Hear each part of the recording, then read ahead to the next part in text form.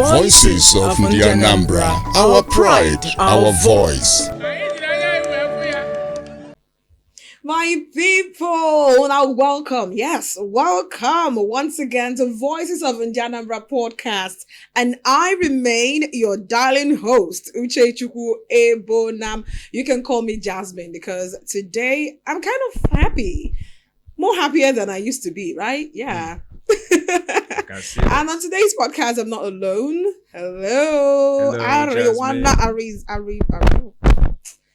to be one coin? Man, put on for cooler face. Well, welcome to this day's podcast edition.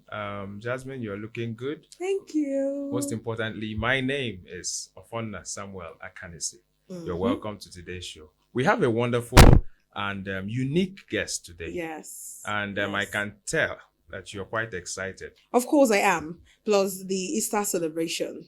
So yeah, happy Easter. Happy Easter. Softly they chop the shiki and the rice and everything.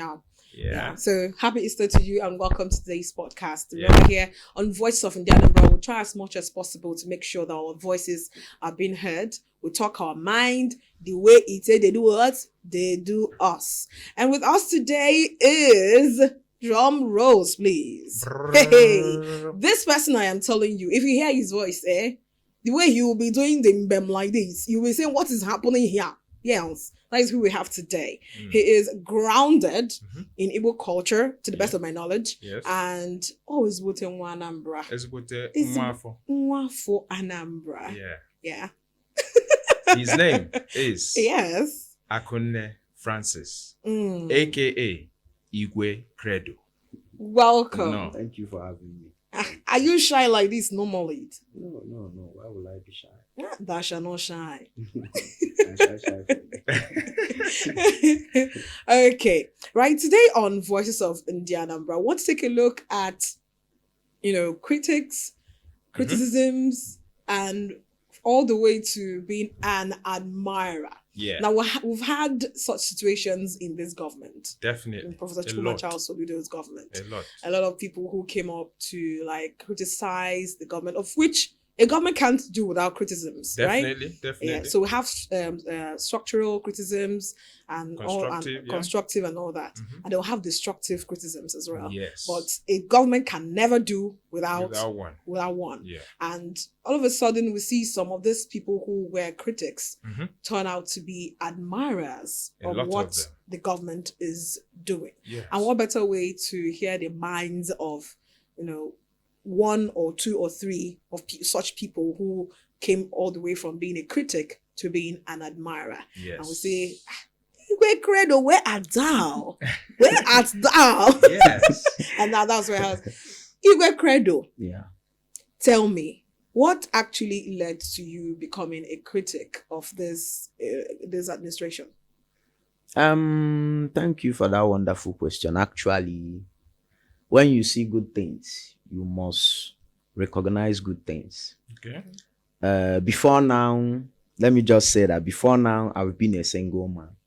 But now I'm married. So I'm not only thinking about myself. I'm thinking about myself and I'm thinking about the future of my children.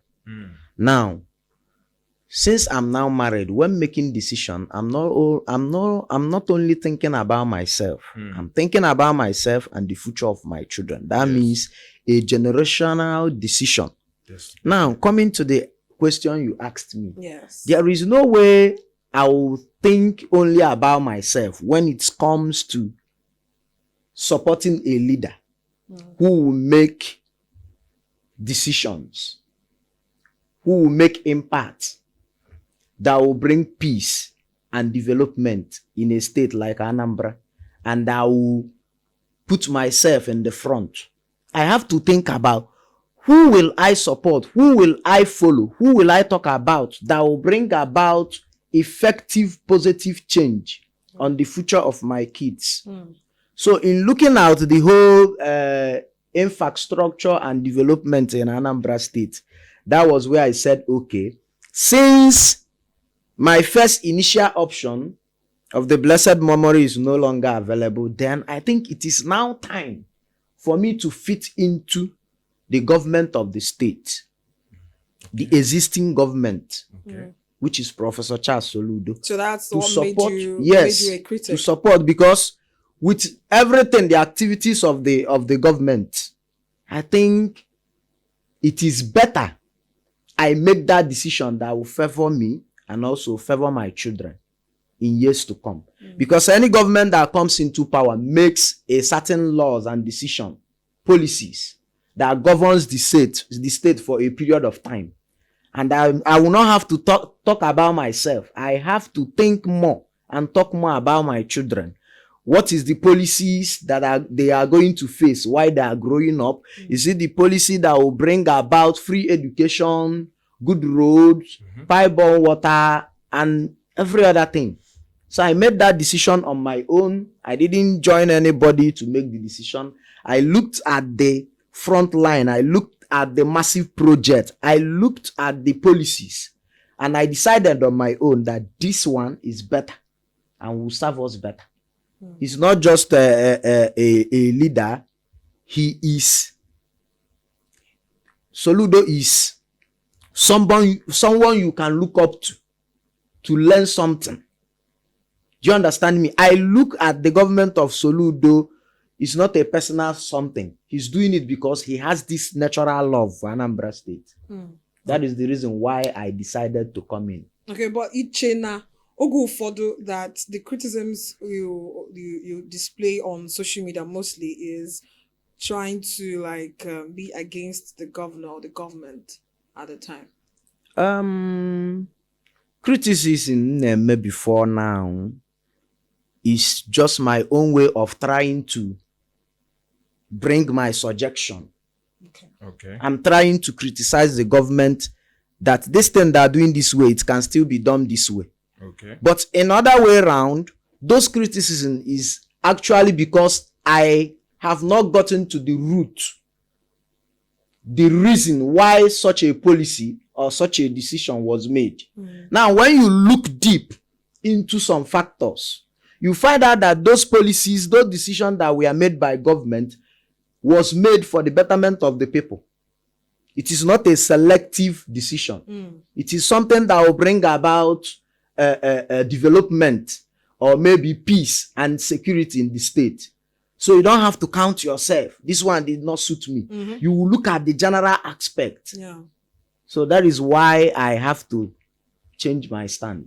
All right. Igwe Credo, Yeah. what do you think are the notable achievements of Governor Soludo's administration so far? There are so many notable achievements of the current governor. Okay. Number one, na awụ m akpata oyi bụ na nwoke ebiri ego. No borrowing for 3 years.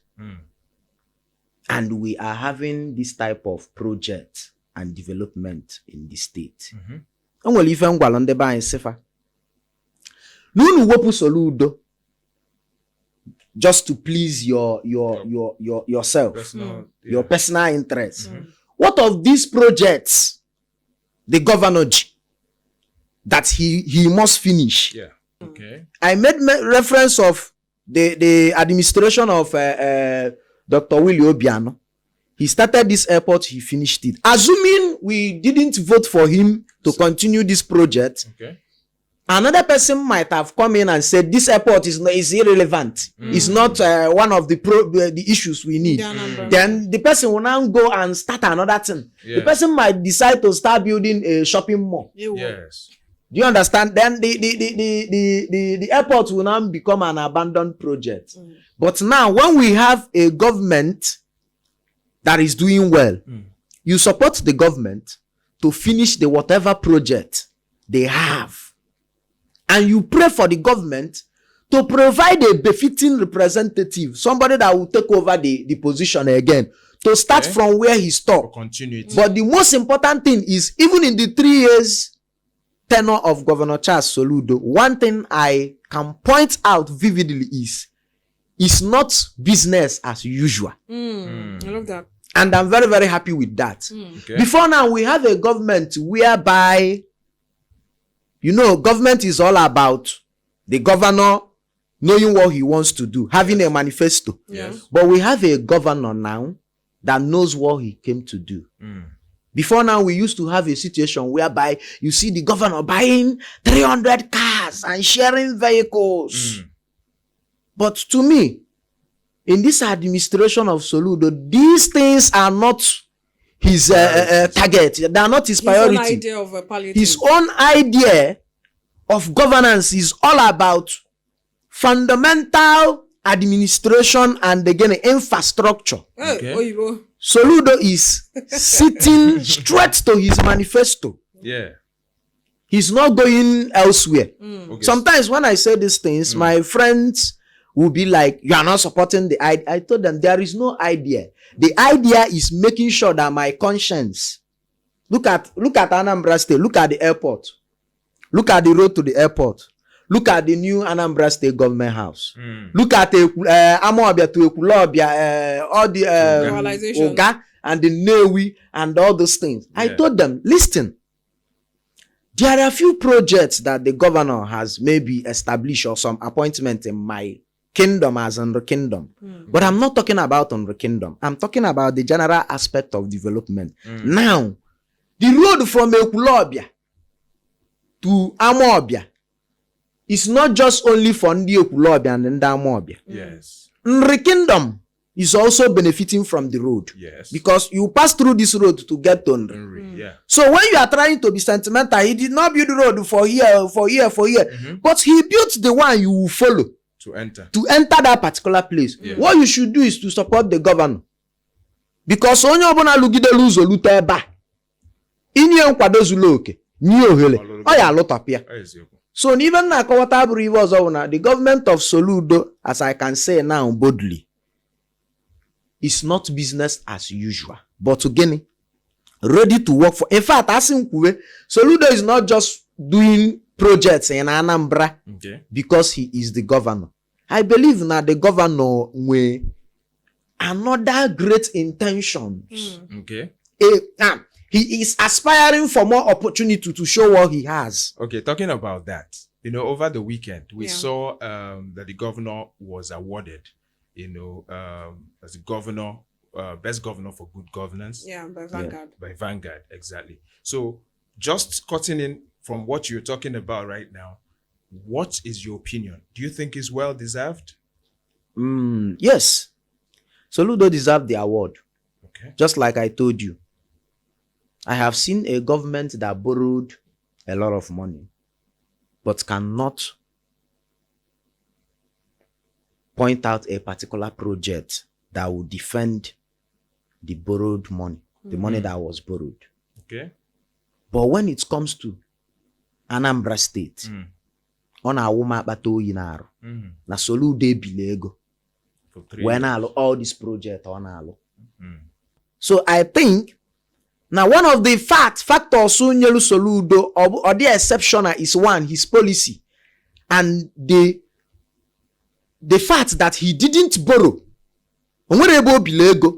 Project. You can't compare somebody that borrowed money without building a project, or even with building a project with somebody who borrowed ego.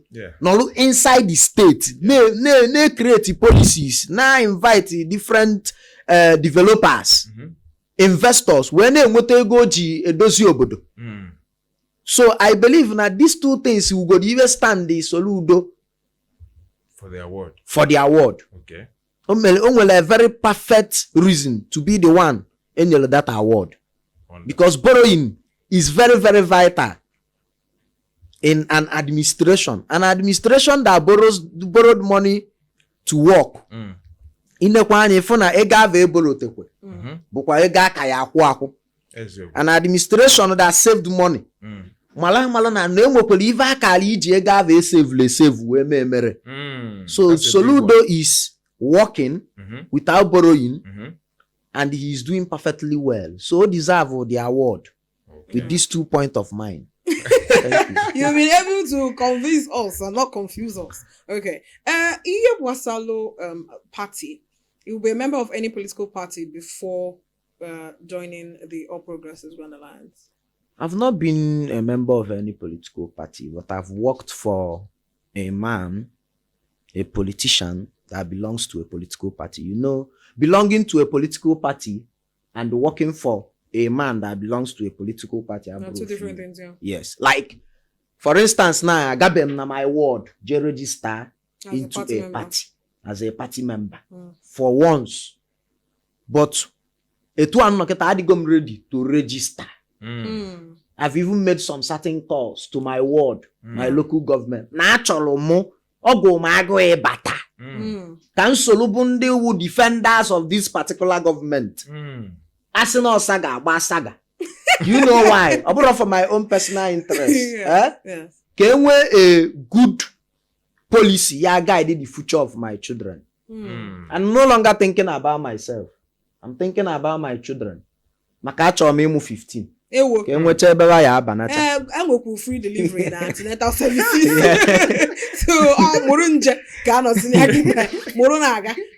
About some of the infrastructure developments Mr. Governor puts go in place. At first, go this go no dualization where this goes on. But then we have the government house, the governor's lodge, and Fun City and the rest going on. Different projects going on around ANAMBRA City. Won't go and Kivu City. Of recent to see what's going on. I visited the Anambra State Government House. Oh, okay. I went into the compound, the buildings, and I must tell you that the Dubai-Taiwan promises of Governor Soludo is coming to reality. That's a bold that statement. government house. Whenever I watch news or post about that government house, I feel goosebumps. Because I remember when I was staying at Ifite, while I was growing up, we used to pass through that area. My father would always tell me that this is government house. So this is government house. So he would always tell me, Nanka government house Anambra. But no, an uncompleted project. Okay. So many governors came. They did not see it as an economic benefit to the state to build a befitting government house for the state. But Soludo batase ebe ọ bụ na project a na-ebido gị ebido ọ ya enwelile onye ya finish ekwesịrị na ọ ya enwelile onye ya aka obi akpọrọ ya ọlụ atụ egwu ọ bụrụkwa na onye ọbụla ya amakpu n'ụdọ ọlụ abụ maka na ọlụ abụ lile ego and not just na olile ego ya stand nwukwe gwa yes na olile ego and na ego abụ oli the worth it because even when I entered there I saw solar panel etil at the car park area. Ngolugodi we compare nke ntilibem ego na olim we malaze how much was spent to put it all over the roof, the zinc. So that project will stand the test of time. I'm my friend money I just say na obu na omunwa Soludo na mma government house afam. Because here my legacy. You can't talk about the Anambra State Government House now. Maybe in the next 30 years without talking about Professor Charles Soludo. So this is the type of project I actually enough. I also visited the flyover at Ekulobia. Okay. And I must tell you, I'm Ekulobia siade. I need Jacob. I'm how many hours I know na hold up in Ekulobia. I can proudly tell you, in a joke. Old roundabout. Yes, I'm Kaisiano. I'm Keba Siade. You feel you in us in about the crowd, you bro no the crowd, because they were infrastructure that will beautify the area. Came where even access road. Onya guy biaga. Make tu alo sinye teacher now street light teacher traffic light. Yes. Onweza ya zenwe the congestion. Just say gavete mo go na ocha red, Ekulu, ocha green ega. Yes. I've also visited Ekulobia just like I told you. I visited the Fun City. Okay. I am one of the people since you were monwa ya wumputa mgbalu jewe Enugu. Kanje shop right Enugu. For recreation. For recreation. Irukwe kwa mugwo hotel inwelube na Anambra n'Awka. So now enwego this Fun City. Some people might not know the economic impact of that project. Yes. Man, I want to tell you that odile ego anyị nwa bụ ndị na-eje Enugu na-agbafu di abụrụ obele ego. And not just the economic aspect. Kedu maka the developmental aspect. Because o nwere iwe state ya awo onwe ọ na-attract tourists. Yes. That's true. People will be visiting. People will love to come back home. Yes. ndị na-awụ anọlasị kedu iwe dị special na Anambra na Christmas or Easter. They will see reasons to come back because they want to exploit. It's true. Now, those people coming back will also use our airport. They will use the good roads. And these are part of the things the people want to see. Yeah. And these are part of the things the people who age were to Soludo. But can I will 4+4? Of course, November 8th is almost here. Yes. And I'm mad that it's not going to be an easy ride. But do you think otherwise? Mara ekwu ihe ma ya aghọtanwu mana even chọrọ ikwu na anyị ya akwado ọfụma ka anyị gbaa mbọ fụ na ụzọ dị mma echile echi maka na ọ dịwa mma kịta ọ ya adịgide luo gboo anya ghara ejezi dị na lalụwa ụla anyị abatụlụkwu ya ịghọtago weda ma ọ dị soft ma ọ dịrị even anya ghara ala anya adịkwune soft ọ ya wa abanyekwe de Soludo banyekwe return kwa owelu nganga wee bata wee nwee ike gbasie ike maka na na-ama afụ Soludo na ọ ya Jos bụrụ gọvanọ na Anambra ọ ya alụcha gọvanọ Anambra gbagokwe chọọ a better position in the national level ọlụ lụta ọlụ ọfụma na Anambra ọtọ anyị ụtọ anya akwadie ọgbagozie to the center anọ maka ihe ọ na-eme ka iji wee chọzie ka ịbanyezie na party yes ọ banyezie na center wee nwee ike connect ya anyị mana for now ọ ya na Anambra na connect anyị to the center mana ọ ya alụla anyị ọlụ ọfụma ọ lụchaziala anyị ọlụ ọfụma ọ chọọ ịpụ ya si abịa imechebe ihe ejekwela anyị side aka ịconnect anyị to the center. Okay, so that's just it. The governor actually promotes what we call PPCP, private, public, and community partnership. Okay. So as Igwe Credo, Igwe Ganye a lot about how you have ideally you tour, you go to Enugu to even get your entertainment. You have even spent time to go around the whole project Soludo Nalo. You understand? So on PPCP, that is the private, public, community partnership. So are we expecting your contribution to the development of Anambra State? Because that's the real foundation Governor Soludo is trying to set, where we now have direct investments. Yes. To the very, very, very, very, very grassroots. Actually, from my own side, I believe that if I have to invest my money, I will start from my state. Okay. And ọ bụrụ na mkpagide akụ ma mee nwere opekata mpe 50% of my properties in my state, then I think I'm not doing the right thing. Because a na-amalụ mmasị n'ụlọ wee pụrụ. Then ọ bụkwa nna inwego na akụ ya adịgo n'ilori nne. Try ya ka iwenata akụ n'ụlọ. Yes. If I were collective responsibility, ọ bụrụ just the governor or the government. Correct. So everybody ya anata. Ọ bụrụ na ị bụ somebody nwere ihe dịka shopping mall, ụmụ ihe ShopRite ya ma ọ inwe anything inwe ifili na ọ dịrọ na Anambra and inwe the fund, the capacity to bring it to Anambra free. The government house is always open for you to come and we round table discussion. Yes. No matter how you will come in, or you will angle government ji support or kwado ya ọfụma ka i wee mee gịnị ka wee fụ na that thing ibu n'obi ime na Anambra State n'imeli ya and ọ ya akakwụlighị mma ịnọlụ nso na-agbado akụnụba ya anya ma ha ịnọlụ nso na-agbado akụnụba ya anya onwe ike ka ya obi na akụnụba nke ahụ ọkpụtọrọ ọkpụ na o nwere ive gaji ime anara akwado ịlụ coastal bridge de. It's true. Na ive abụlugo nke m bụlụ nke anyị and the government nwere partnership on the business na-achọ ibido. So that aspect amaka. Ọ ya eme ndị be anyị nwechara ive ma ndị nwechara ive na abroad, ndị nwecha ive n'obodo oyibo, things like hospital, school, ịmago all these facilities need gasị na bring about development na steeti. Ọ ya eme ndị be anyị anata onye ọbụla eti ive jie n'ọba akụ onye ọbụla elugbu ụlọ. So the governor the open, the government house the open for everybody. Na ife mma etinye maka enwebere m udile ego ahụ mana one nwego like acquire little property for future purpose. I do it in Anambra State mostly. Wonderful. So all these things, advice m enyewu iji my platform na-akọwatala ndị be anyị ulu ọba na akụ ya elu ụlọ. Correct. Ulu ọba na anybody wu onye Anambra ya enwelele investment gbasiri ike na Anambra iji wee na support ndozi a na-edozi obodo. So oburo just your personal structure. You can decide to build something like this. Near government, see Malaysia, even more biakute government, see kedu ebe government chọ ka esinyela aka. Ọ bụrụ na ụzọ ana m afụgasịkwa ndị be anyị na-alụgasịkwa ụzọ individual na-alụ ụzọ na-develop kwe obodo. So all these things which are things ndị be anyị need ịbata na-eme na-edozi. Itinye CCTV camera abụrụ just the responsibility of the government. It is a general, it is a collective responsibility. Ọ dị ka ebe mbi team camera everywhere. Ọbụrụ because na ọmụ nwede ụlọ. It is because na security is important to me. I don't need to wait for the landlord or the tenant to come and do it. And that camera security has helped a lot in my vicinity.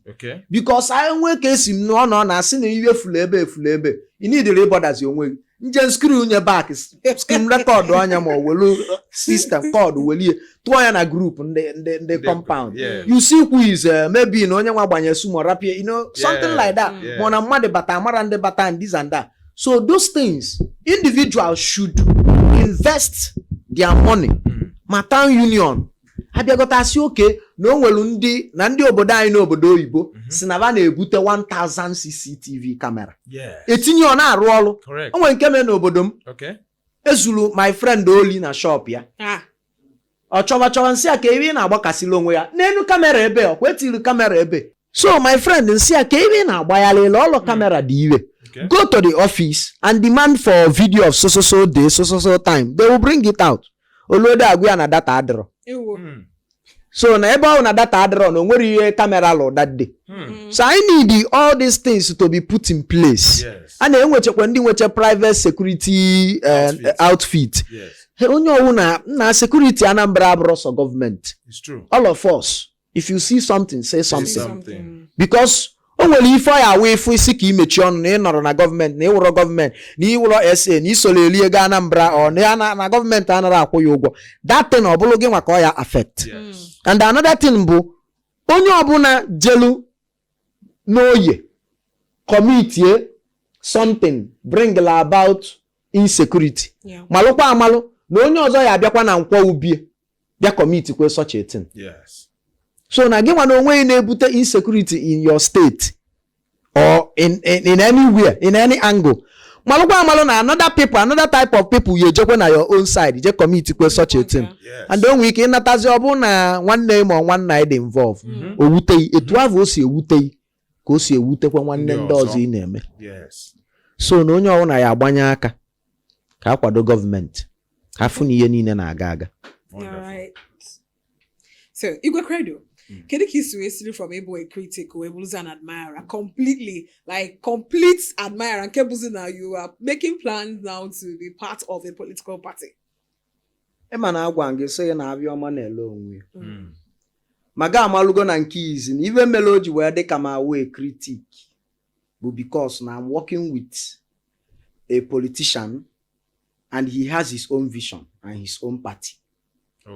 And since na me ekwetego ịlụlụ ya ọlụ, I will mma channel my as in mma na-akwadokwe party ịghọtago. Mana kịta ọga m ava anọrọzi onye m believe na ntrọsụ na ọbanye na ọ ya eme ọfụma wee nene anya wee fụ na gọọmenti na-anọ na-eme ọfụma. Wee sị mba na mma agba mbọ ka m banye so ụkwado gọọmenti a dịka m si wee kwu election webatalụ Soludo atụrụlụ m ya ọga m ka m tụrụ maka na ebelieve m na nyanwa ya akị ya ma ọfụma. Mana ọga m anọrọzi wee n'anya nyocha ibe niile na-akwado ịpụta for election a na-akwado na November 8. Wee fụ na Soludo wee onye eji n'aka a sị na ọkwa anwụ n'aka ka nka wee malụ karịa nke nọ n'iwe isi. Ọ sị na nwa ọkwọ n'azụ enwekwuo sị na nwa ọkwọ n'azụ o kele akwa ka ọma karịa nke nọ n'enu isi. Ibe njikwuo ibe abụrụ ibe ọzọ bụ na Soludo wụ gọvanọ na ife ọ na-alụ obila ego. Amara m ka m na-esi wee kwụrụ let me say to am bụ an entertainer na-ama mbem enwego so many political party political aid si kpọọ m so ma igwe credo kwadowekwa ya alụla anyị ọrụ nọrụ na-eche destin nchekatị ya nne nwa m anya kedu ka m na-esi kwuru na steji wee na-akọtọ ọrụ ọma gọvanọ Soludo na-alụ kedu ifele m na-eji kwuru na steeti let me say for instance kịta nkwuru na steji even mmụọ na-ewepụta nya bụ mbem ahịa na-ekwekwa ụdị ya bụ ma icheki kwe performances m since nji maba mbem yara afọ ebe nji eke ọnụ ịghọta onye na-ekwe wepụta kedu ka m na-esi kwuru na steji ịghọtago na-akọ na gọvanọ na-alụ ọrụ anara alụ ọrụ sịtụ ile onye enwebe ihe ọ lụrụ mfụrụ anya ikekwe nke nwa o ji apụta ọ na-ekwu na iwe omegowu his own personal business o nwere ihe ngwalụ ndị mmadụ sịba na the administrative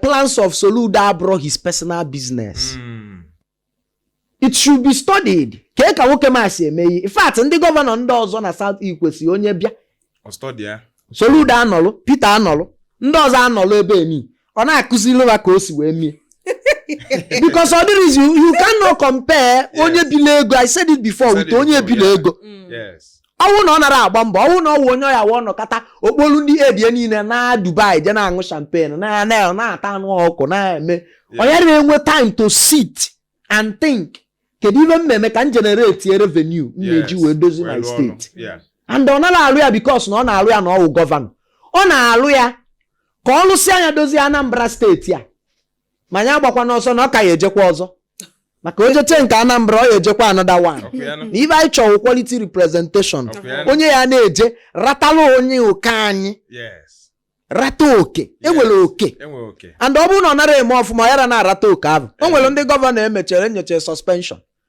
mana ọ maka na Soludo na-eme ọfụma ka o ji wee nọrọ na-eme ihe a na-afịa n'anya ọ bụrụ sọ na citizens na-afịa n'anya international body na-afịa n'anya national na-afịa n'anya ndị nwere award ebutesi ya nna anyị na imere ọfụma and no ibe anyị chọrọ because ọ bụrụ na gọvanọ anara eme ọfụma iwe ya na steeti anara eme ọfụma mana anyị na-eme ọfụma gọvanọ anyị na-eme ọfụma ọnya ka o ji wee na-eme ọfụma so n'ibe na-ekwu abụrụ ihe ọzọ na my conscience aghara ekwezi m with ihe niile Soludo na-eme with aboroghị mpụta nkọtọ the government ya and ọ pụtara na tupu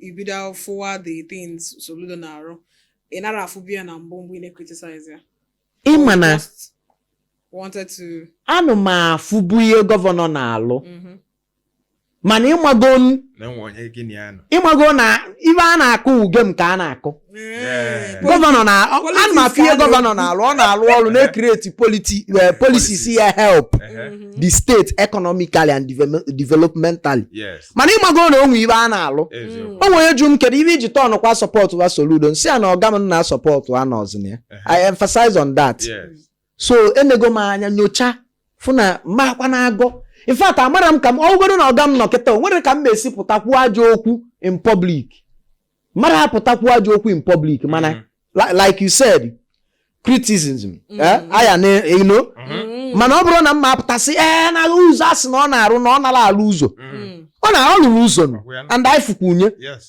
so mmadụ apụtasị na ọlụrụ ụzọ kama o nwee ike nnọlụba nsị anyị gọvanọ alụrụ ụzọ etu ọka ewebatakwana ya saịdị mana o nwere ndị si na ọrụ up to 50 kilometers of road na Anambra State kedu ndị kwunu ndị kwunu n'ụwa ndị chọrọ abata ka biwe ego ndị chọrọ abata ka biwe ego na onye ọbụla wụ onye Anambra enwere ike ịnwakọta anwa votu olu pati ya abata biwe ego ị nọrụzi etu anụ wee keliche ego steeti bili ị na-eketa ihe dịka 50,000 ego iji China ma federal gọọmenti so na onye nke a iji kịta aka anara ebie borrowing fiara alụ maka na eboroche ejikwa ụgwọ you are borrowing out the future of upcoming generation nke a godu ka anyị ejigodu front na campaign na onye na-asị na ibe emebi kedu ibe ị na-alụzili Anambra steeti dị mma Anambra steeti dị mma na ibe anyị na-ayọsị bụ ka onye ọbụla gọọmenti na-atara anyị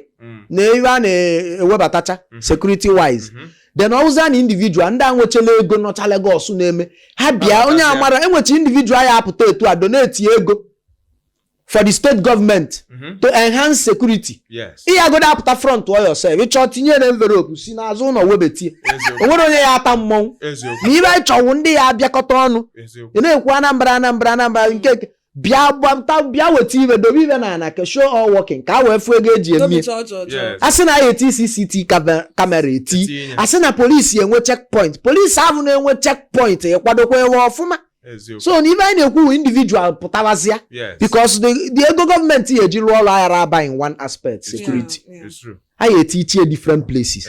Soludo si ko tie ego niile o kwesi iji different structures na security. Imana November 8 ndị mmadụ akwụluche etu na-eni ekwuo na ọlụlụ so na ọ eti nke amapụ nke a eti a na-enwe budget state budget ọ eti nke amapụ for security na security ti nke amapụ for development there education and other thing na ibe anyị na-ayọzi kịta bụ biko individuals bịazianụ nyelụzianụ anya aka wetezie bịakọnata n'ọnụ ka unu mara iwu unu ya etinye ka security Anambra steeti tụrụ chim security adịgo mana ọwụza na onwe kepkepe ka na anụ sizie side ya bụ osi emebia bịakwute gọọmenti ya nyelukwu ya aka gwa iwe ihe put in place in that vicinity ọtụrụchim ihe niile achịkọ but as long as I'm concerned ebe m bi n'Ọka since January anyị anaghị enwe akụkọ insecurity there we live peacefully anyị na-enwe ọkụ opekata mpe 24 hours plus 24 hours plus inwe ike complain na iwe na-recharge erika maka na iwe na-recharge mana for the fact na iwe na-recharge godu na ị na-afịa ọsọzi anyị gbanyụọ AC gbanyụọ fridge 1000 anọ 2 months ọwụ na ị chọrọ ime ọgaranya ịrafia on so ọ ka mma na anyị na-enwe nya bụ ọkụ ọ na-eri anyị ego karịa na ya nara enwe ọkụ abịa na-anakwa anyị ego so na ibe m na-akọwata abụrụ ibe ọzọ bụ na Soludo ka mma akwụnyela and ana m agwa any reasonable ihe ebugodo ụzọ cheke pati ndị ọzọ na-asị nọ ebe ka anọ n'ebe ka akwụzi icheke other steeti waji kedu ka isi na ya dịwa kedu ka the collective response governor va na-enye when things are happening. Soludo wo onwe ibe menu ọgbata ọsọ ozugbo bịa ka amalụ ka anyị emedozie onye ọdịmma mana ụfọdụ ndị gọvanọ wụ ihe na-eme they don't care ịnọ na media na-anụ things governors na-eme in their state. You will be wondering. Ina anu ana see na governor na somebody bialo ka bịa support o state na butelu m ihe. Governor kwuo osisi buchie ya azụ si onye ke ya na akọta na ya nwa ya remenwu so. Enidi ka ndị mmadụ nyere ya aka. So individuals of Anambra state citizens ya nyelu government aka ka ihe na-aga aga. Ọwụ na nke Soludo na-emedeghị mma. Bịa kwadie support onye ka o melu na-aga. Anyụkọ milion ọgbọ ofu. Ọsọ America aga na anyụkọ ọnụ. Enweghị ike irikọ nri ọnụ. Okay. I have your good njedebe but tutu anyị apịachie for this episode. Igwe Credo. In making it on your obele ginger and spice of your mbem, just a signature something that, that'll make me smile.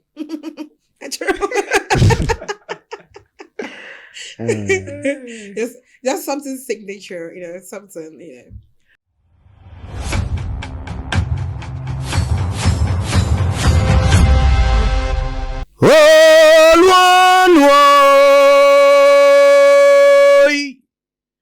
Nekwenu ngozi Chukwu nyere anyị na Anambra nekwe ya oyi.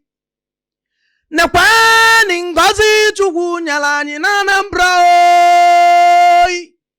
Soludo solution Soludo. Hey, n'ọkwa nwa agụ ata n'ọkwa nya bụ odogwu Chukwu ji wee nye Anambra steeti obi Anambra. Nyabo odogwu ụlụla anyị nyabo ive ọtụrụ chim. Nyabo odogwu n'ọkwa na financial expert. Soludo solution mmanwụ jelije analutegwu nọ. Ewu chimo na nyabo infrastructure.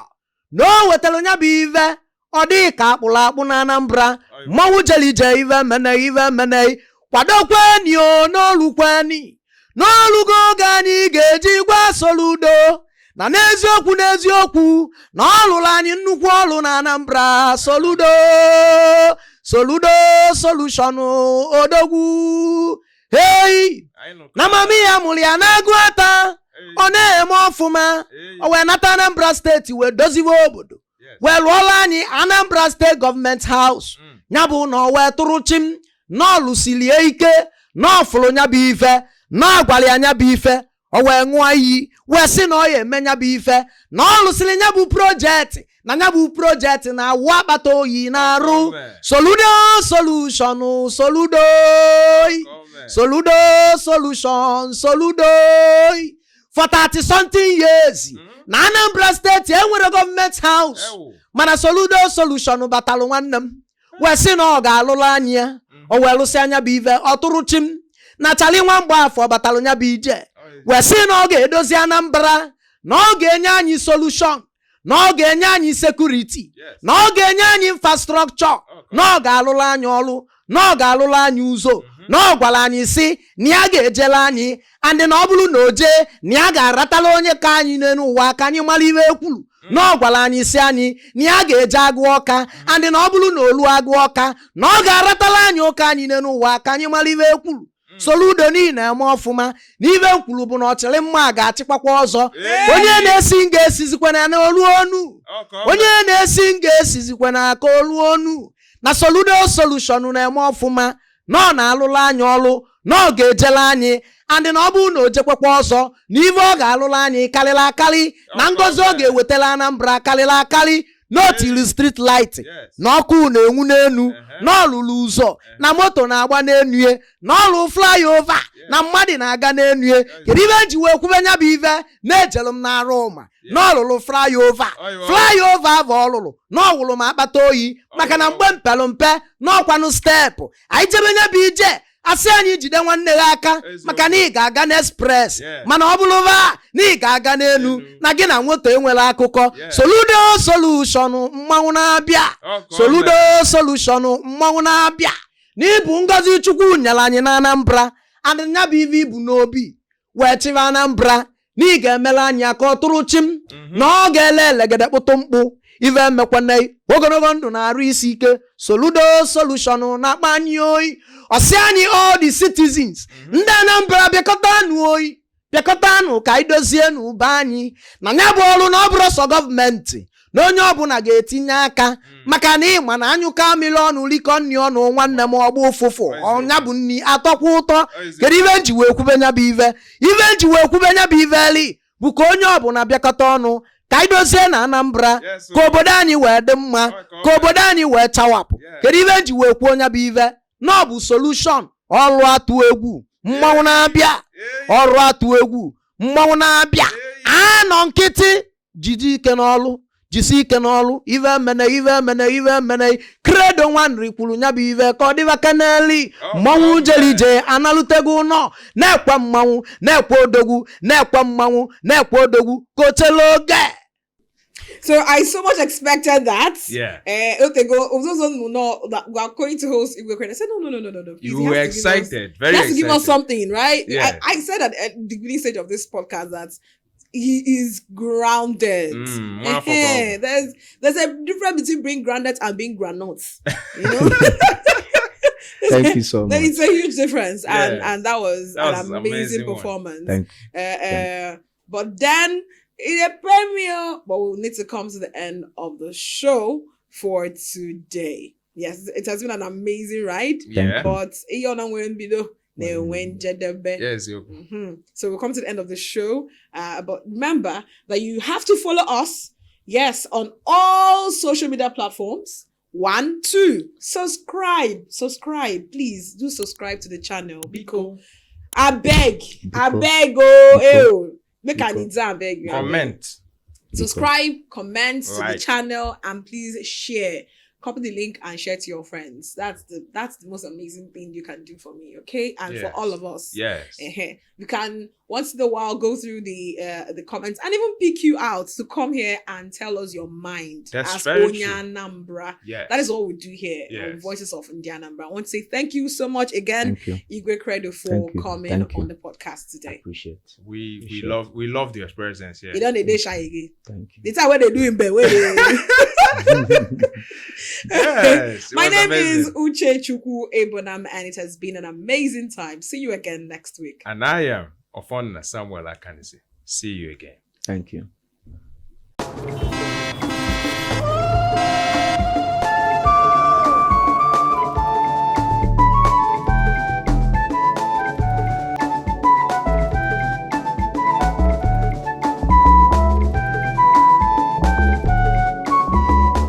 Voices of the Anambra, our pride, our voice.